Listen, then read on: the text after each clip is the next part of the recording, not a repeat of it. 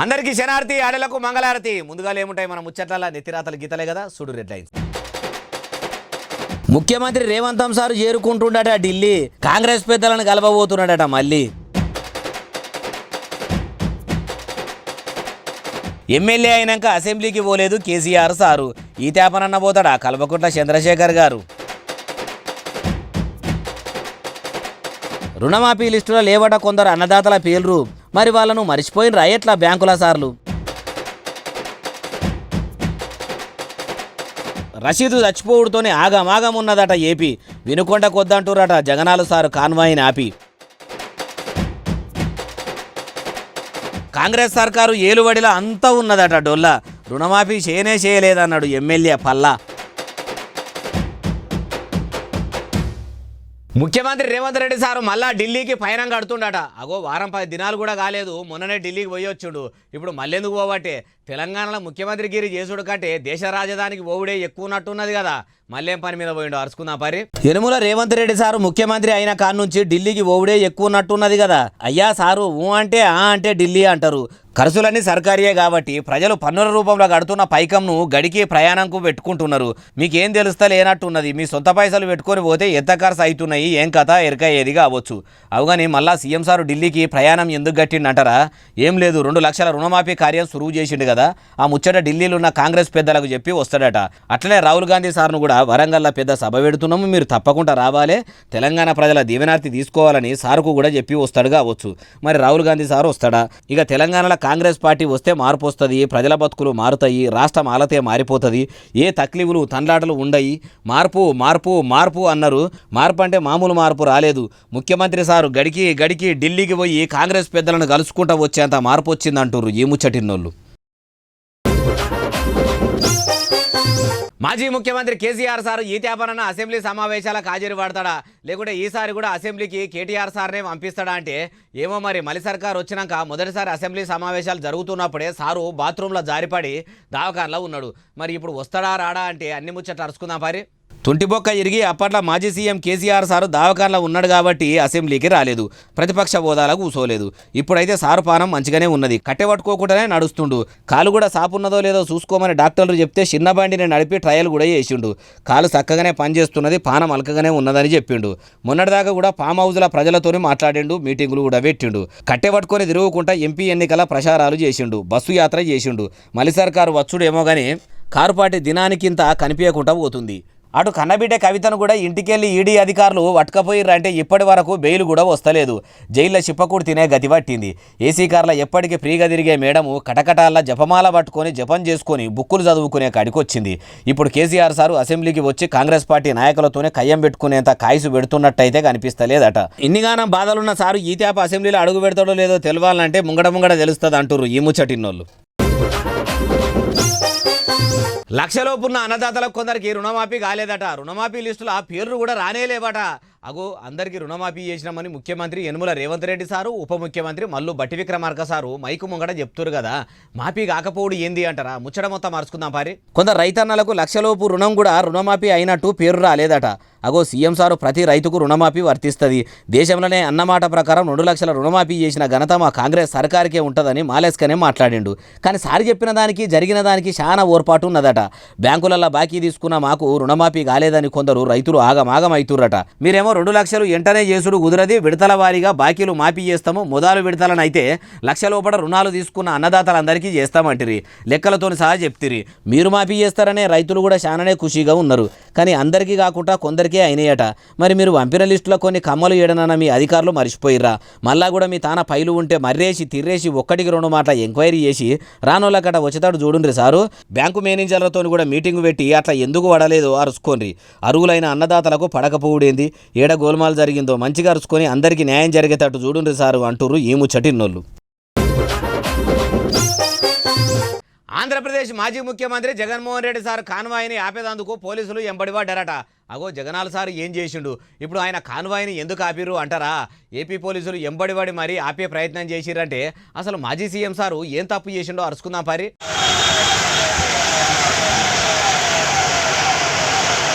వినుకొండకు పోతున్న మాజీ ముఖ్యమంత్రి జగనాలు సారు కారును పోలీసులు దొరకబట్టి మరీ ఆపిర్రట. ఎందుకు ఆపిర్రు? జగనాలు సారుకు ఏపీలో స్వేచ్ఛగా తిరిగే స్వేచ్ఛ కూడా లేదా?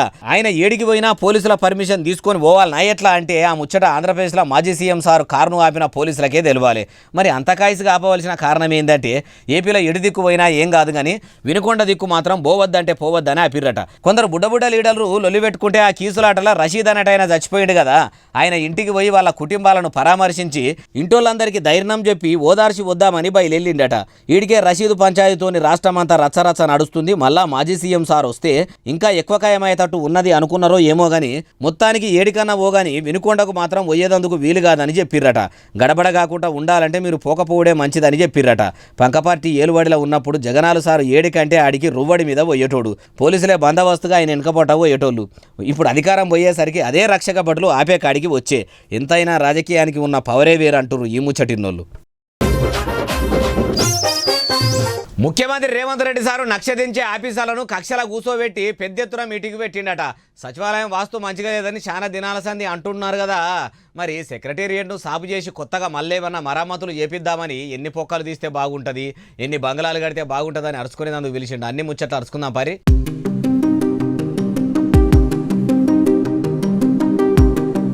ఇట్లా ఉప ముఖ్యమంత్రి మల్లు బట్టి విక్రమార్క సారును పక్కపొంటి కూసోబెట్టుకొని మరీ నక్షదించే ఆఫీసర్లతో మీటింగ్ పెట్టిండంటే ఏదో పెద్ద ప్లానింగ్లోనే ఉన్నట్టు అనిపిస్తలేదు. మరి దేనికోసం ఆఫీసర్లను పిలుచుకొని ప్లానింగ్ గీయిస్తుర్రు అంటే ఇప్పటి సంది అన్ని రెసిడెన్షియల్ స్కూళ్ళు అన్నీ ఒక్క దగ్గరనే ఉండాలని మొన్న CM Revanth Reddy sir meeting పెట్టే కదా, కొత్త గురుకులాలు ఎట్లుంటే మంచిగుంటుందని ఆఫీసర్లతో మాట్లాడి నక్షలు తీపిస్తుండట. ఆ అధికారులు కూడా మంచి మంచి నక్షలే తయారు చేసి సారు ముంగడ పెట్టిండ్రు కావచ్చు. ముఖ్యమంత్రి రేవంత్ రెడ్డి సారు, ఉప ముఖ్యమంత్రి మల్లు బట్టి విక్రమార్క సారు ఇద్దరు చూసి ఏది మంచిగున్నది సెలెక్ట్ చేసి చెప్తారు కావచ్చు. అయ్యా యనుమల రేవంత్ రెడ్డి గారు గురుకులాలను ఒక్క దగ్గరనే నడిపించే యుగురం బాగానే చేస్తుర్రు. ఆ పని ముంగటేసుకురు ముదుగానే ఉన్నది. అట్లనే పనిల పని మీరే చదువుల మంత్రి కాబట్టి మన సర్కారు బడులు చాలా దగ్గరలో సౌలతులు లేక సత్రోలు ఉన్నాయి. ఏ ఊళ్ళో చూసినా ఎక్కువ మట్టుకు ఒంటికి రొంటికి పోవాలంటే టాయిలెట్లు లేక చాలా తక్లీఫులు అవుతున్నాయట పిల్లలకు. మగ పోరగాన్లంటే ఏ సడక్ పక్కకో పిచికారీ చేస్తారు కానీ ఆడపిల్లల పరిస్థితి ఏంది? వాళ్ళు బైరు భూమికి పోవాలంటే బాగా ఇబ్బందులు ఉన్నాయట. గవర్నమెంట్ బడుల వివరాలు కూడా తెప్పించుకొని వాటిని కూడా మార్చే ప్రయత్నం చెయ్యండి సారు అంటుర్రు ఈ ముచ్చటిన్నోళ్ళు. 31,000 కోట్ల రూపాయలు మాఫీ చేస్తామని చెప్పి 6,000 కోట్లు ఇచ్చి షెయి సర్కారు చేతులు దులుపుకున్నదట. అగో మొదటి విడతల 6,000 కోట్లు బ్యాంకుల్లో వేస్తాము మొత్తం చూస్తామని చెప్పారు కదా, తతిమై కూడా పంపుతామని CM sir deputy CM sir కూడా చెప్పబట్టే ఇప్పుడు అంత పైకం ఆగం చేసిరని ఎవరన్నారంటారా? మీరే చూడండి.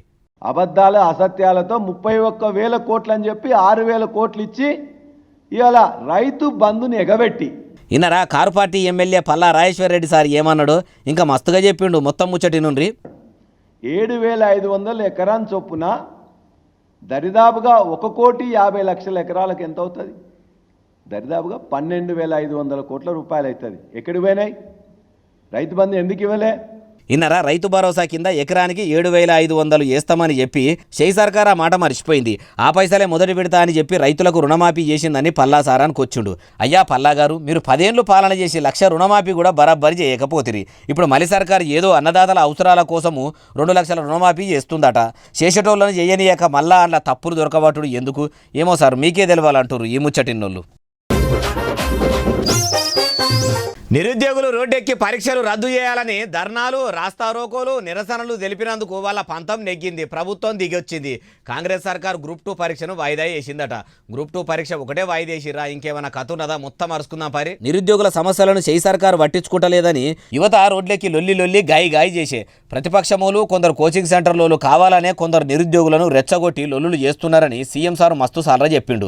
అట్లనే నిరుద్యోగుల గోసలు కూడా ఎనేదందుకు మంత్రులు అందరూ తయారు ఉన్నారని రందులు బాధలని వాళ్ళతో చెప్పుకుంటే షెయి సర్కారు అండగా ఉంటుందని అప్పట్లోనే చెప్పిండు. కాబట్టి కాంగ్రెస్ లీడర్లను కలిసి వాళ్ళ డిమాండ్లను చెప్పిర్రు.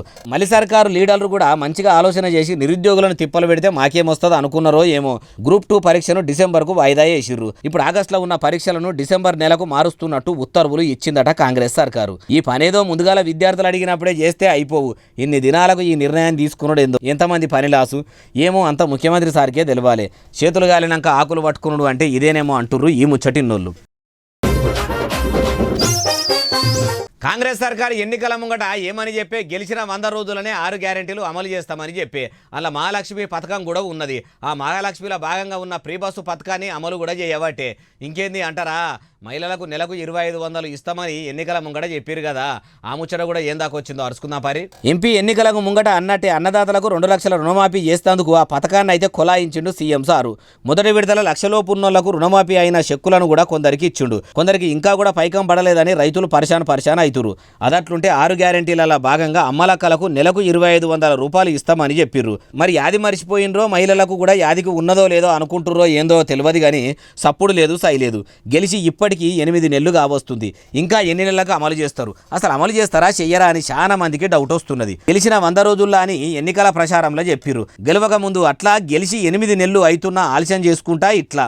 సర్కారు పనితనం ఎట్లున్నదంటే ఓడెక్కేదాకా ఓడమల్లన్న ఓడ దిగినాక తిన్మార్మల్లన్న అన్నట్టున్నది. మహిళలకు 2500 నెల నెల వేస్తామంటేనే కదా ఆడోళ్ళు ఓట్లేసిర్రు. ఇప్పుడు వాళ్ళనే లాపరవ చేసుడేంది, ఆ ముచ్చటనే దియ్యకపోవుడేంది అని అట్లా కూడా అనుకుంటురు. మరి మళ్ళీ ముఖ్యమంత్రి రేవంత్ రెడ్డి సారు ఎప్పుడు మహిళల గురించి ఆలోచన చేస్తాడో, ఎప్పటి సంది 2500 ఆడోళ్ళ ఖాతాల జమ అయితే చూడాలంటుర్రు ఈ ముచ్చటిన్నోళ్ళు. ముఖ్యమంత్రి రేవంత్ రెడ్డి సారు వరంగల్లో పేద బహిరంగ సభ పెడుతుండట. ఇప్పుడు ఎలక్షన్లు కూడా లేవు, షేయ్ పార్టీ గురించి ప్రచారం చేసుకోవాల్సిన అవసరం కూడా అంత పెద్ద సభ పెట్టే అంత లేదు. ఇప్పుడు ఓరుగల్లు గడ్డ మీదనే ఎందుకు పెడుతురు అంటారా, ఆ ముచ్చట తెలవాలంటే మనం కూడా ఆడదాకా పోవాల్సిందే. ఆలస్యం ఎందుకు, పోదాం పారి. నెలాఖరులో శ్రీ రాహుల్ గాంధీ గారిని ఒక గొప్ప బహిరంగ సభ, అభినందన సభ, కృతజ్ఞత సభ వరంగల్ ఏర్పాటు చేసుకుందాం. మీరందరూ లక్షలాదిగా తరలి వస్తామని చెప్పి మీరందరూ మాట ఇవ్వండి. మీ తరఫున 2-3 రోజుల్లోనే నేను, ఉప ముఖ్యమంత్రి గారు, ఇతర మంత్రివర్గ సహచరులు అందరం వెళ్ళి రాహుల్ గాంధీ గారిని ప్రత్యేకంగా ఆహ్వానిస్తాం. ఇన్నరా సీఎం సార్ ఏమంటున్నాడు. ఉప ముఖ్యమంత్రి మల్లు బట్టి విక్రమార్క సార్ను ఎంటబెట్టుకుని ఢిల్లీకి పోయి కాంగ్రెస్ పార్టీ పెబ్బ రాహుల్ గాంధీ సార్ను మా వరంగల్ సభకు రావాలని అడిగి ఒప్పించి పట్టుకొస్తామన్న తరీకలు అనుకొచ్చిండు. వరంగల్ మీటింగ్లో రాహుల్ గాంధీ సార్తోని కలిసి ఆనాడు ప్రతి రైతుకు 2 లక్షల రుణమాఫీ చేస్తామని మాట ఇచ్చినాం కాబట్టి, అన్నమాట ప్రకారమే రుణమాఫీ చేసినాం కాబట్టి, మళ్ళా అదే వరంగల్లో పెద్ద సభ పెట్టి రాహుల్ గాంధీ సార్కు తెలంగాణ ప్రజల తరపున పెద్ద ఎత్తున సన్మాన సభ పెడతామన్న తరీకలు అనుకొచ్చిండు. అయ్యా సీఎం గారు, పనిల పని 6 గ్యారెంటీలను కూడా అమలు చేస్తే అప్పుడు రాహుల్ గాంధీ సార్నే కాదు సోనియమ్మను, ప్రియాంక గాంధీ మేడంలను కూడా పట్టుకొస్తే 4 దినాలు జోరుగా పండుగలు చేసుకుంటారేమో అనుకుంటున్నారు సారు ఈ ముచ్చటినోళ్ళు.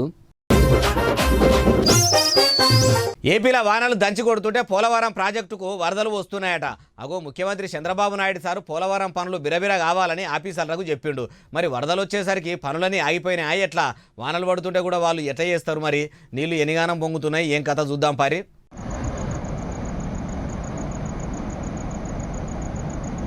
2-3 దినాల సంధి వానలు గట్టిగా పడుతున్నాయి కదా, ఆగకుండా పెడుతున్న ముసురు చేయంగా ఏపీలో ఆగమాగం చందన ఉన్నదట.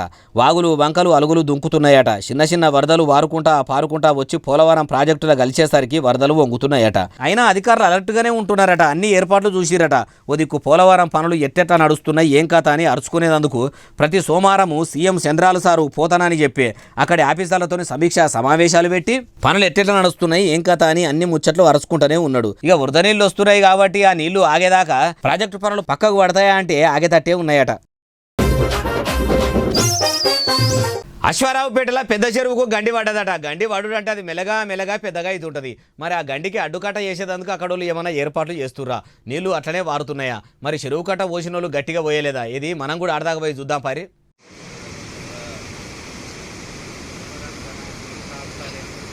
అబ్బా, ప్రాజెక్టు కాడ పెద్దగానే గండి పడ్డది కదా. వాగు కింద ఉన్న ఊర్లకు ఏం కాదా అంటే ఆఫీసర్లు అందరు పోయి అన్ని ముచ్చట్లు అరుచుకుర్రట.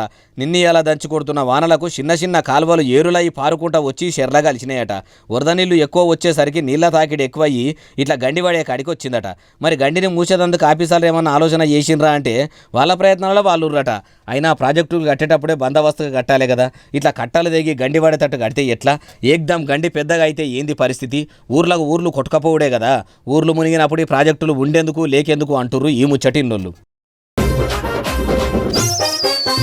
అంగన్వాడీలను ప్రభుత్వ ఉద్యోగులుగా గుర్తించాలి.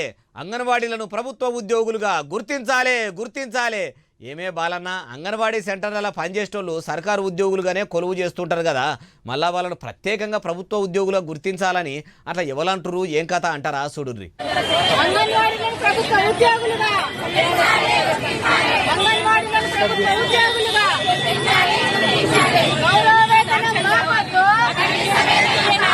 అగో ఇన్నరా అంగన్వాడీ సెంటర్లలో పనిచేసే అమ్మలక్కలు ఇట్లా రోడ్డెక్కి లొల్లికి దిగిర్రు.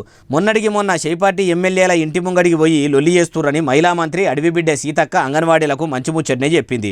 కొలువుకు రాజీనామా పెట్టినప్పుడు అంగన్వాడీ టీచర్లకు 2 లక్షల రూపాయలు, హెల్పర్లకు 1 లక్ష రూపాయలు పదవి విరమణ చేసినప్పుడు ఇస్తామని చెప్పింది. మాకు మీరు అట్లా ఇచ్చుడెందుకు, మమ్మల్ని కూడా ప్రభుత్వ ఉద్యోగుల జాబితాల ఎక్కియాలని అంటుర్రట. మరి బాలబాలికలకు, బాలింతలకు కోడిగుడ్లు, బలమైన తిండిని అందించే అంగన్వాడీల డిమాండ్లను ముఖ్యమంత్రి సారు నెరవేర్చుతాడా అంటే ముంగట తెలుస్తుంది అంటుర్రు ఈ ముచ్చటిన్నోళ్ళు.